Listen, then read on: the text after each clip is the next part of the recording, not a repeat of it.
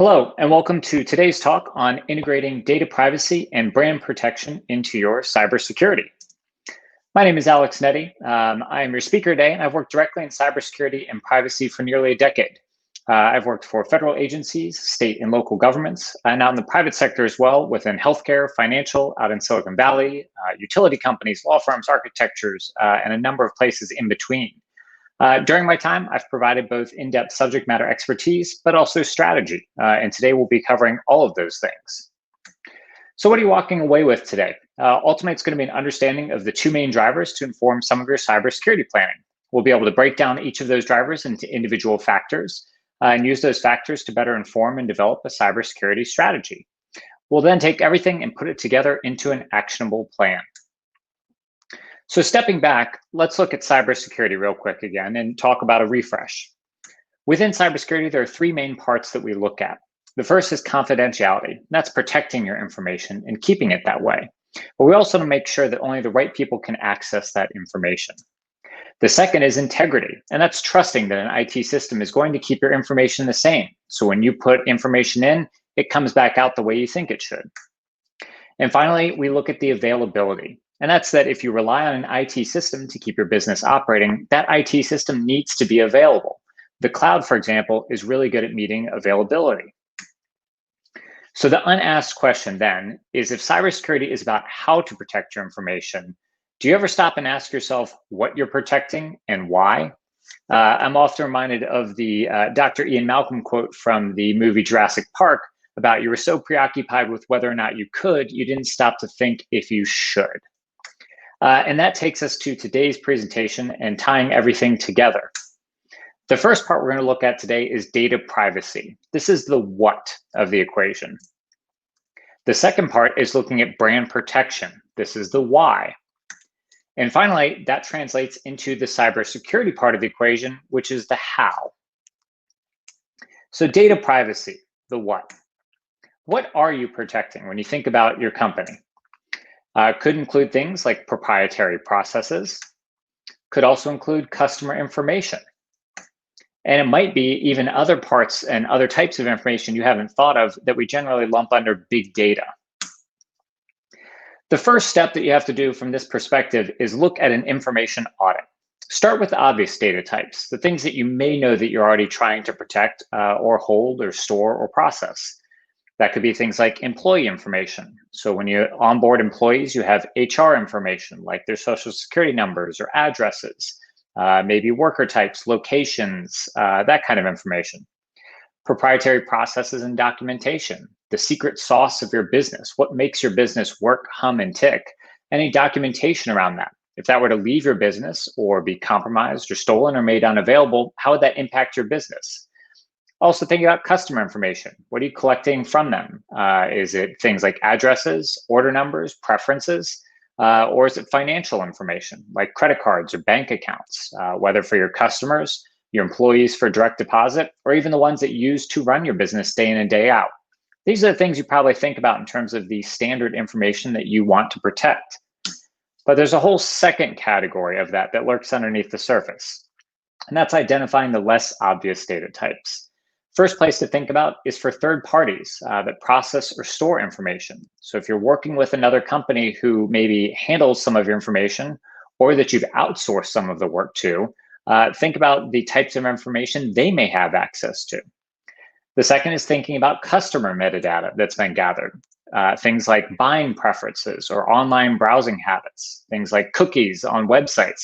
All of that can be considered sensitive information potentially and needs to be protected if you're collecting it and storing it. The third is thinking about IT information and cybersecurity protections. In the wrong hands, a network diagram or login credentials or other information about how your IT system operates could end up causing you real harm. And so protecting that information accordingly is part of that equation. Finally, unknown data, and this is the hardest one. Is there data lurking on your system that you don't know about? You may say that you don't process credit cards, but if you were to scan all of your files throughout the environment, you might actually find some. And so making sure that one, that information isn't there, or two, if it is, making sure that it's protected. This information audit is a really important piece of the first part of this puzzle. The biggest thing that you should ask as you move through all these individual pieces is, does this need to be collected? Is there a better way that this could be done? This can be an important part of the equation, because if you take the time to say, should we be collecting this, you can find a new way about protecting it.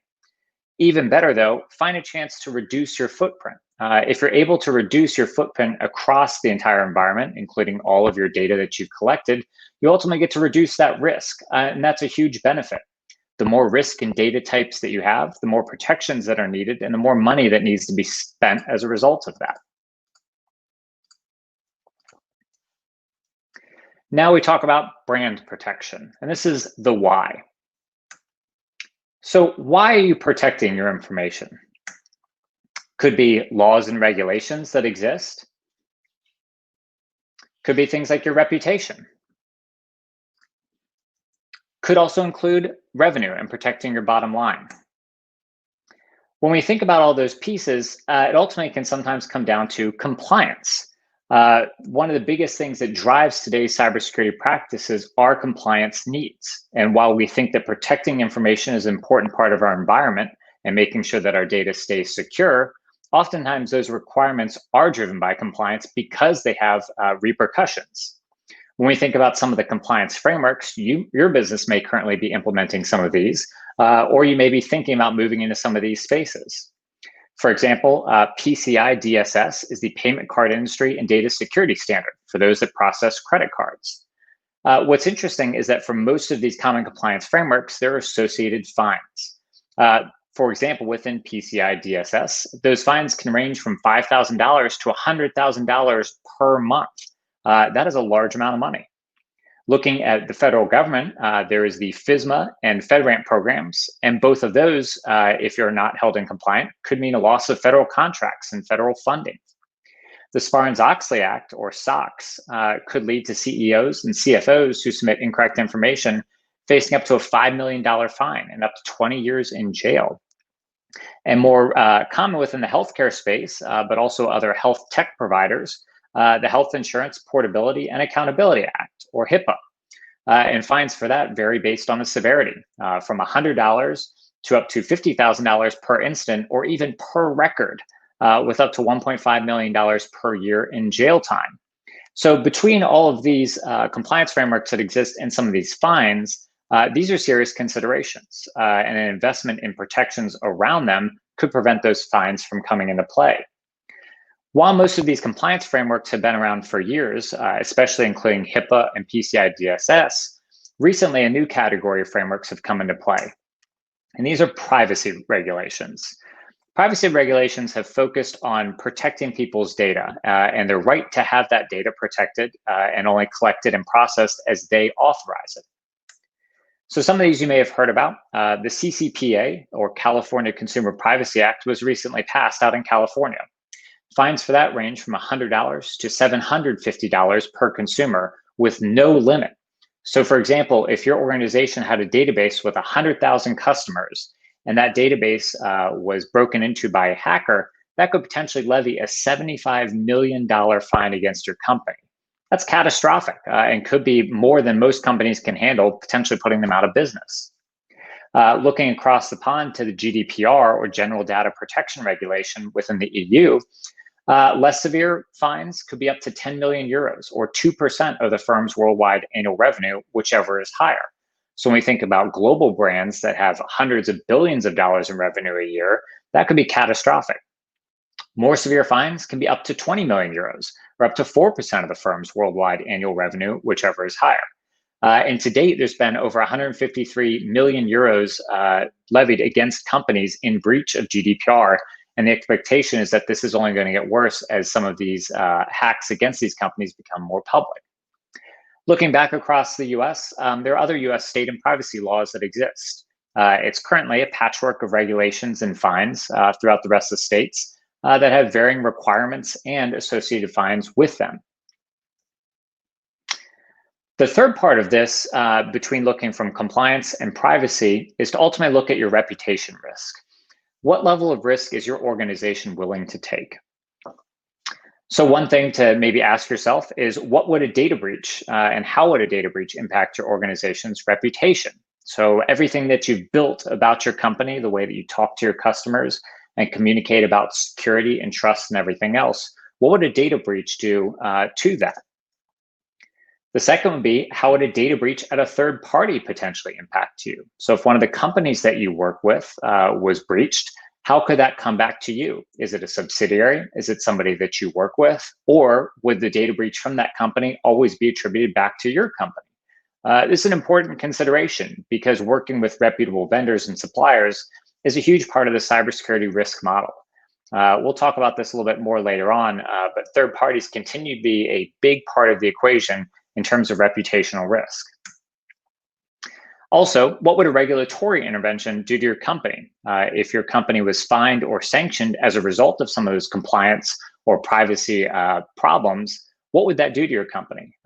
If there was additional oversight, again, or sanctions that came down on the company, how would that interrupt your day-to-day business, how you function, your revenue, or even how you interact with your customers? One of the bigger things too is going to be about, how do you manage this process? What does it take to manage a reputational incident?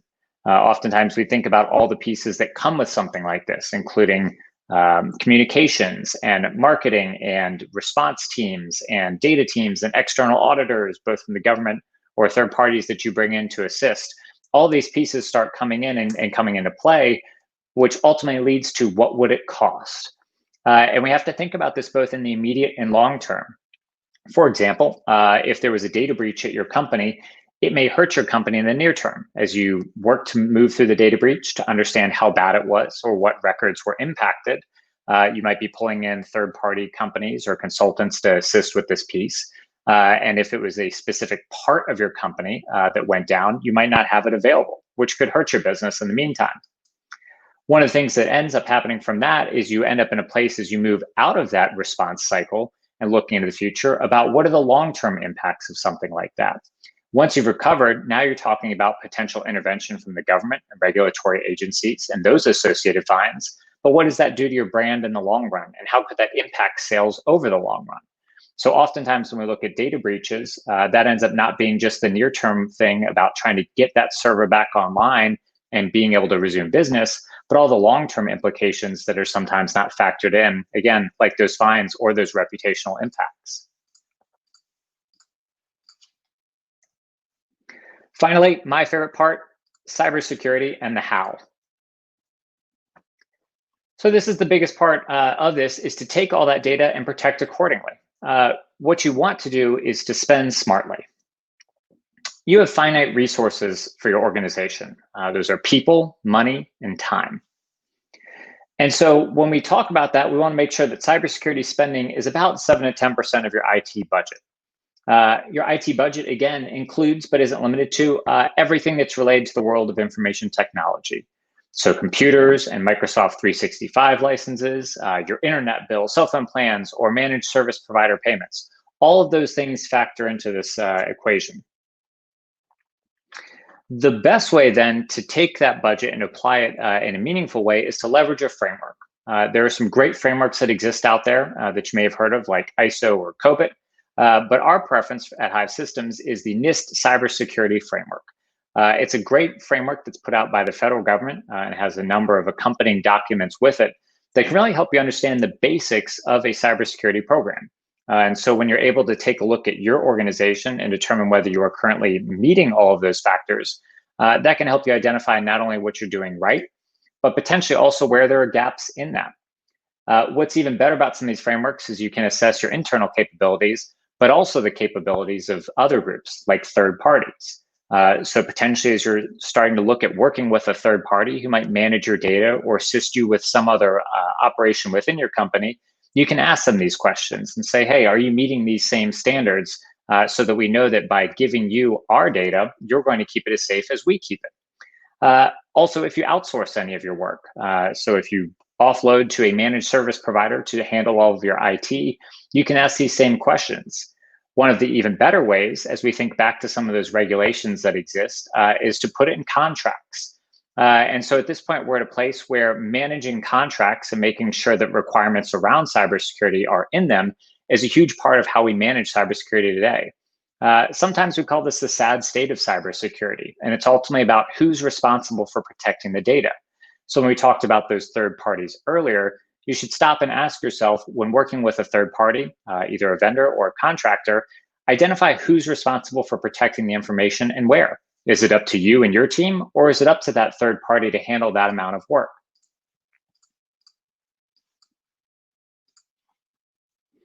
So how do we put it all together? Well, at 30,000-foot view, we start to think about all those different parts, from our privacy and everything that we're looking at from all of our data types, to our brand and what it takes from the compliance and the regulatory pieces, all the way through to cybersecurity. Each of these pieces interconnects and plays off of each other. And that's why sometimes stopping and reverting back to the start and asking, what type of data do we have? What are we protecting? What are some of our obligations, both from compliance, but also our risk thresholds for the business? Why are we protecting this data? And ultimately using that to inform a strategy on the cybersecurity side about how we then protect that data. How do we put that into some next steps? Well, the first thing you should do, like we talked about, was complete an information audit. Make sure to document every information type you or a third party processes. Understand your responsibility for protecting the information versus a third party. Again, we've talked about this a lot, but this is a really important concept. Third parties continue to be one of the major areas of cybersecurity, reputational, and brand risk to date. It's much easier sometimes to know where you fall short than some of the other parties and groups that you work with. The second is to analyze and understand your compliance and reputational risk thresholds. Use your information audit results to inform that analysis. Look at what type of information you are processing and take a look at some of those compliance and regulatory frameworks. Generally, this is something that should be handled by a outside legal counsel or potentially in-house legal counsel as well. But both groups can often sit down and do an analysis about the impacts and ultimately how your business operates to determine where you might fall under a compliance framework. We always recommend getting a second opinion on that to make sure you understand where you are. Of course, like we talked about, if you have the opportunity to maybe reduce some of that data that you are collecting and holding and processing, you may not have to meet those compliance frameworks. One of the best ways and examples of this is, for example, collecting credit cards. If you collect credit cards and process them, you're subject to all of the rules and regulations under PCI DSS, that payment card industry data security standards. However, if you find a third party to process and handle your credit cards, like PayPal or Square, those companies are the ones who are ultimately required to protect that data. And so as a result of working with that third party, you have transferred that risk and the requirement of protecting that data to them. So suddenly, when you think about the charges that you pay that company every month, maybe 2.5% per transaction, it actually ends up maybe being better for you as a company, because the alternative is that you process those credit cards and potentially end up having a cybersecurity incident that leads to all of those fines and reputational risks that we talked about. So sometimes when you think about working with those third parties, it's not a matter of how much is it going to cost me, but maybe even better, how much could this potentially save me if things were to go wrong? And that's how you can really understand those impacts for when those things go wrong. Also, find yourself a trusted cybersecurity advisor. Find someone who can help you identify gaps in your cybersecurity based on those previous steps. We talked about those frameworks like the NIST Cybersecurity Framework, which is a publicly available document and has lots of guidance around it. Those frameworks can help you further develop your internal security controls, so the ways that you protect your information. Even better, they can help you align your requirements and evaluate your risk across the organization. But if it's confusing and you have trouble with that piece of the puzzle, or you don't know how to fix some of those gaps that do pop up as you do your analysis, take the time to identify and implement some best-in-class tools. And whether that's you or a third party who helps you do that, those tools are ultimately going to protect your information, your reputation, and your compliance responsibilities. So how do you take action on this? The first part is all of those steps that we just talked about could potentially be done in as little as a few weeks. Sometimes, depending on the size of your organization, it may take some time to talk to different groups and teams and understand what kind of data is being processed and where. But oftentimes, taking that inventory of your data and really understanding where and how it's being processed is a great exercise to understanding how to respond to and recover from a cybersecurity incident. If your organization is smaller, you could do this in a few days potentially. More importantly here, doing all of that work is going to save you potentially millions in fines and lost revenue. Looking at that example that we talked about earlier with credit cards, transferring your risk to another department, company, or even a third party or a managed service provider could potentially help you offset the cost that you're paying them in terms of fees from any of those fines and lost revenue associated with a reputational breach. It's also going to help you reduce those redundancies from duplicative efforts. So when we talk about compliance programs, oftentimes sitting down and understanding where those compliance requirements exist can lead to siloed approaches to all of those programs. With siloed approaches, you may have duplicative people or processes to handle each of those individual pieces, but by combining them together and understanding how they work, and more importantly, mapping them against a framework like the NIST Cybersecurity Framework, could save you more money and time in the long run while making things easier on your internal teams. That will ultimately help you streamline cybersecurity and multiply your risk reduction benefits. By streamlining your efforts and making sure that aligns with not only protecting the right data and meeting those compliance obligations, you can multiply your risk reduction benefits because taking all of those pieces together ends up being a cohesive strategy. And this is the biggest part about this, is that when we look at the data and the brand protection and ultimately your cybersecurity controls, you can assign those cybersecurity protections to the right places. Obviously, you can throw money at the problem and make sure that you add cybersecurity protections to every single piece of your company, but that's not always tenable. And so by doing this instead, you can actually choose the right places to apply the right resources and get the best risk reduction for your company. My company, Hive Systems, is here to help. We provide smarter cybersecurity solutions with our trusted experts. And ultimately, we use our direct experience across both the public and private sectors to help you. We have a deep industry knowledge made approachable with a focus on your return on investment. One of the best ways that we continue to provide this service out to our community is with our approachable cyber threats. And you're able to subscribe to those online at hivesystems.io/subscribe. One other plug for you here before I get to a couple questions I see in the window. We're currently offering our 2021 Cybersecurity Accelerator Kit.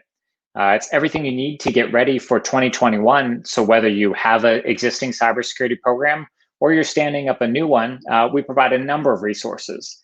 There's some great phishing awareness posters and a couple different themes, including our business booster, allied advertising, and even our 90s nostalgia packs.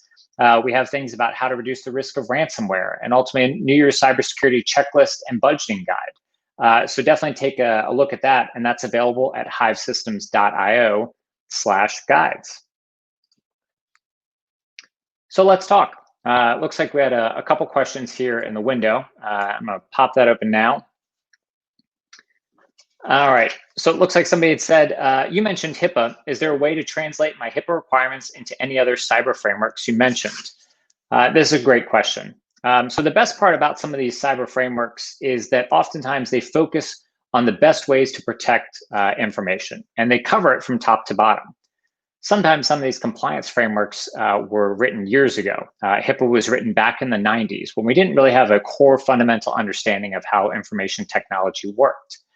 What's been great over the years is that oftentimes these newer frameworks, like the NIST Cybersecurity Framework, are more comprehensive than some of these compliance strategies.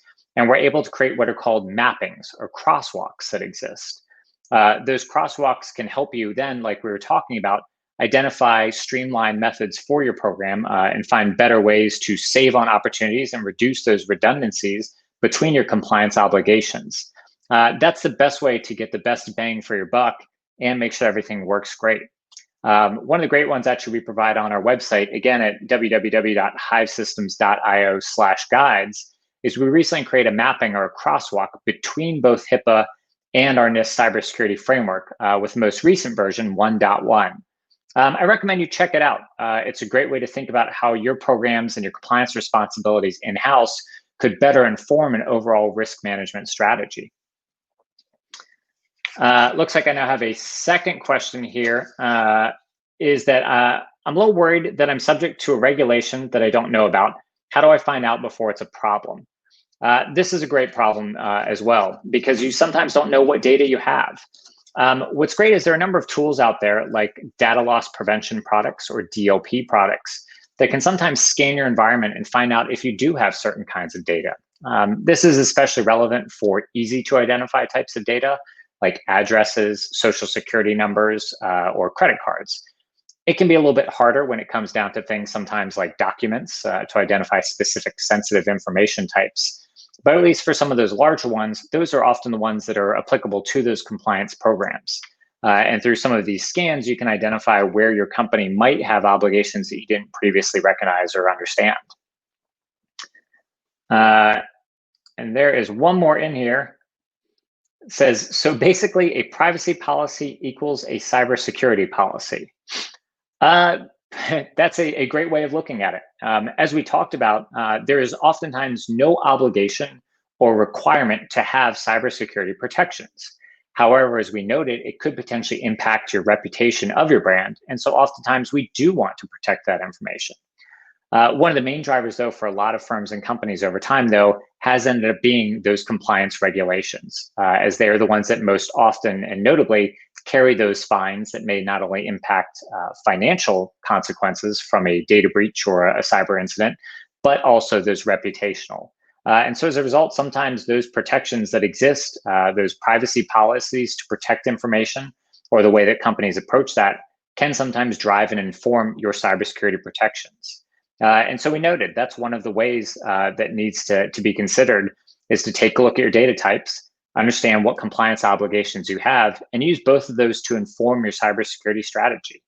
When we talked about applying it and spending smartly, it's not just about taking all of your money and resources and applying them in a way that's uniform across the board, but if there are specific databases or applications that process some of the sensitive information that may end up causing you to be subject to regulations or fines, add more protections to that. Monitor that data more closely, add extra firewalls, limit the number of people who have access to that information. If you have another database that's just a file store for some meeting notes, that might not be as important, and you might not need to add those extra protections. Oftentimes, those protections have a cost. Again, whether it's money, time, people, resources, all of those things come together to add up. And so making sure that you spend smartly and protect the right information in the right places will help your business be better off. Thank you for joining us today. That's all we have from this side. We're going to continue to have our webinar series here over the coming year and into 2021. We look forward to you joining us then. Thank you very much and have a great day.